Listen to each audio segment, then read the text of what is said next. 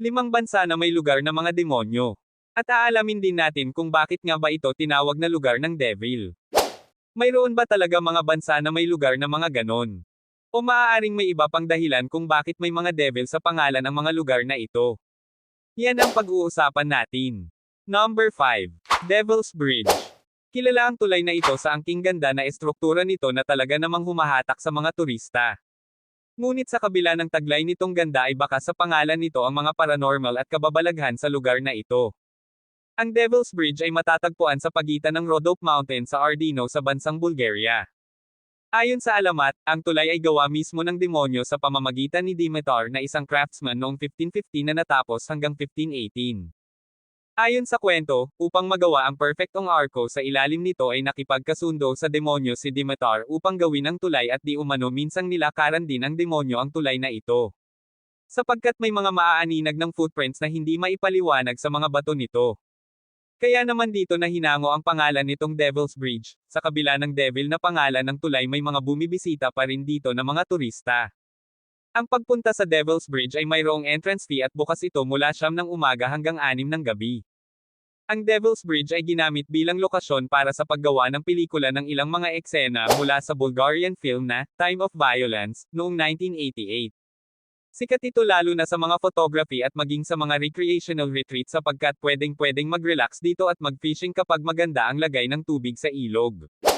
Number 4. Devil's Tongue. Ito ang bansang mayroon din lugar o landmark ng demonyo kung saan susukatin ang iyong tapang, at lakas ng loob na humakbang sa tila-dila ng demonyo na naging bato na nakausli sa matarik na talampas ng Hardangervidda. Para lang makita ang buong kagandahan ng Ridgdalsvatnet Lake sa bansang Norway, ang Trollstang sa Norway ay nangangahulugang Trollstang o dila ng isang troll na ayon mismo sa mitolohiya ng Norse. Ang mga troll ay pinaniniwalaan sa kanilang bansa na isang higanting nilalang na tumira di umano sa itaas ng Hardangervidda Plateau. Ito ang dahilan kung bakit tinawag na Trollstang ang nakausling bato na ito na dahilan para maging isang sikat na landmark sa Norway. Sa paglipas ng panahon ay tinawag na rin itong Devil's Tongue ng mga turista, sapagkat ang paglalakad at pagtayo sa dulo ng batong ito ay tila isang pakikipaglaro sa demonyo. Dahil isang maling hakbang lamang ay siguradong milagro na lamang ang makapagliligtas sayo. Ang pagpunta sa Troll's Tongue ay malademonyo rin dahil hindi biro ang paglalakbay upang marating ito. Katakot-takot na daanan at mga trails ang iyong susuungin dahil dadaanan mo muna ang Trollstigen Road na malaherpin ang kurba ng kalsada. Ang papuntang Devil's Tongue ay may habang 28 kilometro. Ang pag-akyat at panaog o isang round trip at aabutin ito ng 10 hanggang 12 oras bago marating ang sikat na Devil's Tongue. Ngunit sulit naman ang hirap dahil sa iyong paglalakbay paakyat ay masasaksihan mo ang mga luntiang lambak, matatarik na bangin, kagubatan at nakamamanghang pagbagsak ng tubig sa mga falls na talaga namang nakakapawi ng fatigue o pagod. Number 3. Devil's Throat. Kung ang bansang Norway ay may Devil's Tongue, ang bansang Argentina at Brazil naman ay merong Devil's Throat. Tama ang iyong narinig, pinaghahatian ng dalawang bansa ang Devil's Throat dahil ang Iguazu River ay nasa pagitan ng bansang Brazil at Argentina. Ito ay ang pinakamalaking waterfall system sa buong mundo na may taas na 260 feet, isa ito sa kahanga-hangang lugar. Dahil sa ito ay tila isang bibig ng demonyo na napupunta lahat ng tubig sa bibig nito. Ang Iguazu Falls ay pinangalanan ng Devil's Throat, dahil na rin sa ang itsura di umano nito ay tila isang bibig ng demonyo na nakanganga na sobrang lakas humigop ng tubig. At ayon naman sa ibang kwento at alamat na ang Iguazu Falls o Devil's Throat ay isa di umanong labi ng demonyo na naging bato na nakanganga dahil ito ay nag-api ng mga anghel mula sa kalangitan. Ngunit kahit na tinawag na Devil's Throat ang Iguazu Falls ay walang naitalang paranormal sa lugar. Bagkus ay ito ay dinarayo pa mismo ng 1.5 milyong turista kada taon dahil talaga nakamamangha ang tanawing ito. At talaga makikita mo kung gaano kademonyo ang nangangalit na agos at bagsak ng tubig nito. Ipinapayo na mas maganda ang view sa side ng Argentina sapagkat maaari mo itong puntahan. Dahil mayroong mga footpaths o tulay sa gitna ng ilog upang masaksihan, at mapuntahan ng malapitan ang taglay na ganda ng talon na siyang nagiging dahilan upang dayuhin ito ng mga turista. Number 2. Devil's Bridge. Isa na namang tulay na likha ng demonyo sa lugar ng Tarragona sa bansang Spain. Ang tulay na ito ay naitayo noong 1st century BC sa panahon na Emperor Augustus at isang nakamamanghang halimbawa ng legacy mula sa nakaraan.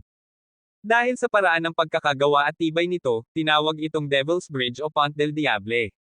Dahil ayon sa alamat, ito ay pinagpakitaan at itinayo di umano ng demonyo matapos manalo sa isang pustahan. Kung saan kapalit nito ang kaluluha ng isang dalaga upang maging matibay ang pundasyon ng tulay kahit ilang siglo pa ang magdaan. Ang Devil's Bridge ay hindi ginawa para sa mga tao at sasakyan. Sapagkat ito ay isang aqueduct o tulay para sa tubig na nagdadala ng supply ng tubig mula sa ilog o lawa papunta sa mga lungsod noong unang panahon. Ngunit ito ay hindi naggumagana sa panahon natin ngayon at naging isang sikat na landmark at pasyalan na lamang. May taas ang Devil's Bridge na 27 meters at may habang 217 meters. Dinarayo ito ng halos 100,000 turista kada taon, at naging isang sikat na destinasyon ng mga bumibisita. Sapagkat hindi lamang dahil sa makasaysayang kahalagahan ito kundi pati na rin sa magandang tanawin na iyong makikita sa paligid ng tulay. Number 1. Devil's Tower. Ito ang pinakasikat na lugar ng demonyo na matatagpuan sa Black Hills sa estado ng Wyoming sa bansang Amerika. Base sa pangalan ng lugar na ito ay meron din mga paranormal o mga kwentong kababalaghan mula sa mga bumibisita sa lugar. Bukod sa kwentong kababalaghan, sikat ang lugar na ito sapagkat ang Devil's Tower ay ang unang national monument na itinatag sa Amerika noong 1906 ni dating Pangulo Theodore Roosevelt Jr. Pero bakit nga ba Devil's Tower ang pangalan ng toring ito? Ang pangalan nito ay resulta ng maling pagkakaintindi ng mga early European explorers.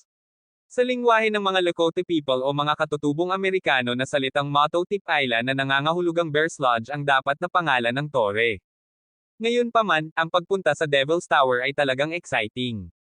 Sapagkat maraming pwedeng pagkalibangan dito tulad ng wildlife viewing, picnic at rock climbing sa paanan ng Devil's Tower at humigit kumulang nasa 250,000 katao ang bumibisita dito kada taon. Ayon sa mga siyentipiko o geologist, ang Devil's Tower ay nalikha humigit kumulang 50 million years na ang nakakaraan. Sa pamamagitan ng isang igneous intrusion na ibig sabihin ito ay nalikha mula sa magma na lumamig at naging matigas sa ilalim ng lupa. Sa paglipas ng milyong taon, ang mga lupa at bato sa paligid nito ay lumambat at gumuho. Dahilan upang matirang nakatayo at nakalantad at naging matigas na igneous rock. Na siyang tinatawag na Devil's Tower na nakikita natin ngayon bilang isang matayog at dinarayong tore sa kanilang lugar sa Wyoming. Ang lahat ng nabanggit ay mula sa mga kwento, alamat, kombinasyon ng kasaysayan at pagsasaliksik mula sa mga historian at mga siyentipiko. Ano ang masasabi mo sa bidyong ito? Paki-comment na lang po sa ibaba ng video. Maraming salamat po sa panunood.